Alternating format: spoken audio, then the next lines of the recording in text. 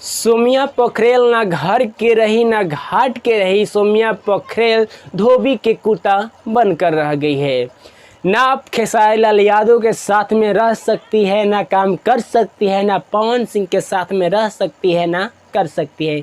हालांकि नेपाल की नाक कटवाने का काम कर रही है और भोजपुरी इंडस्ट्री में लड़वाने का काम कर रही है। नाला सोपड़ा वाली सोम्या पोखरेल, उनके ना एक्टिंग का ठिकाना है ना डांस के ठिकाना है, केवल विवाद दोनों में लड़ाने का काम करती है। वहीं दुधारी वाला काम करती है, पवन खेसारी के साथ में आकर लड़वाने की कोशिश करती है, भोजपुरी इंडस्ट्री को बर्बाद करने की कोशिश करती है और नेपाल के नाक कटवाने की कोशिश करती है कि नेपाल की लड़की ऐसे ही होती है, वो दिखाने और साबित करने के लिए कोशिश करती है।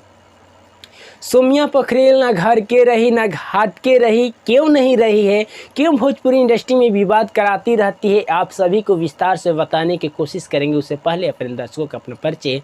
नमस्कार, मेरा नाम शिवम सिंह है और आप अभी देख रहे हैं हमसफर लाइव न्यूज। जब खेसारी लाल यादव नेपाल में जाते हैं स्टेज प्रोग्राम करने के लिए, तो रातों रात सोम्या पोखरेल टैटू बनाकर और खेसारी लाल यादव की स्टेज पर जाकर रो रही थी और कह रही थी, मैं अब बहुत आपके चाहने वाली हूँ, मैं बहुत आपके पसंद करती हूँ, मैं आपका बड़ा फैंस हूँ, मैं आपको बहुत दिल से मानती हूँ, इसलिए आपका टैटू मैं लगवाई हूँ। खेसारी लाल यादव दिल के सच्चे इंसान पिघल जाते हैं और कहते हैं कि मेरे लिए टैटू बनवा दी। बताया जाता है कि खेसारी लाल यादव दयालु है, वहीं दया कर देते हैं। तो खेसारी लाल यादव को समझ में नहीं आता है, वादा कर देते हैं वहीं मंच पर करोड़ों के बीच में कि बताइए कि सोम्या पोखरेल के साथ में एक गाना कर लूँ या एक फिल्म कर लूँ। और उनका कहना इसलिए पड़ा कि सोम्या पोखरेल टैटू बना कर गई थी और रो रही थी और कह रही थी कि मैं बहुत आपको मानती हूँ, मैं बिग फैंस हूँ आपका, आपके मैं हर एक गाना को सुनती हूँ, मैं आपको दिल से मानती हूँ। वहीं वादा कर देते हैं खेसारी लाल यादव। तब में वादे के अनुसार खेसारी लाल यादव ने वादा निभाने के लिए भोजपुरी इंडस्ट्री में सोम्या पोखरेल को ले आते हैं। ले आने के बाद में एक गाना गाते हैं, हरदिया लागे जान के।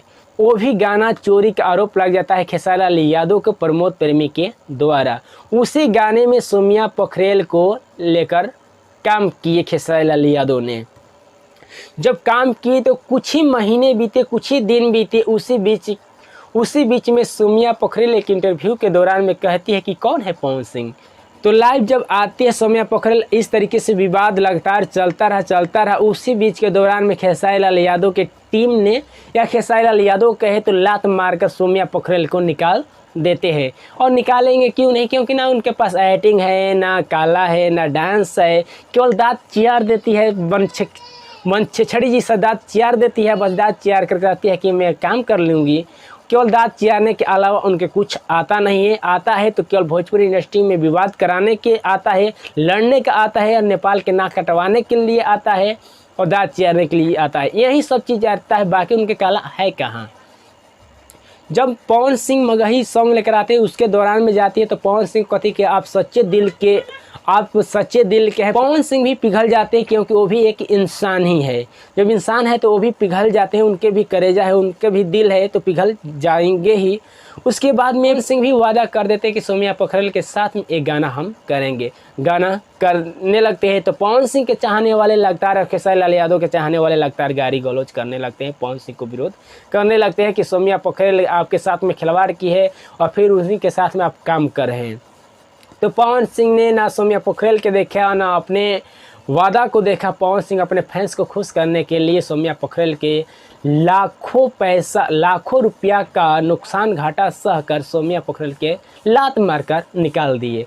तो वही कहते हैं कि सोम्या पोखरेल ना घर के रही ना घाट के रही, धोबी के कुत्ता बनकर रह गई है।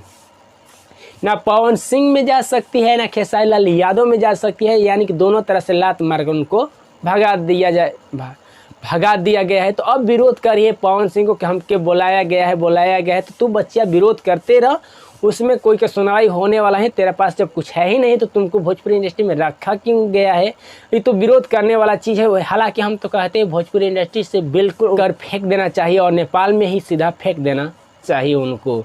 ना सोम्या पोखरेल दोबारा आएगी ना विवाद करेगी, लेकिन जब तक से सोम्या पोखरेल रहेगी भोजपुरी इंडस्ट्री में तब से लगातार विरोध होता ही रहेगा। तो आप लोग कमेंट बॉक्स में अपना राय दीजिएगा। मिलेंगे किस नेक्स्ट वीडियो में, तब तक के लिए बहुत बहुत धन्यवाद देखने।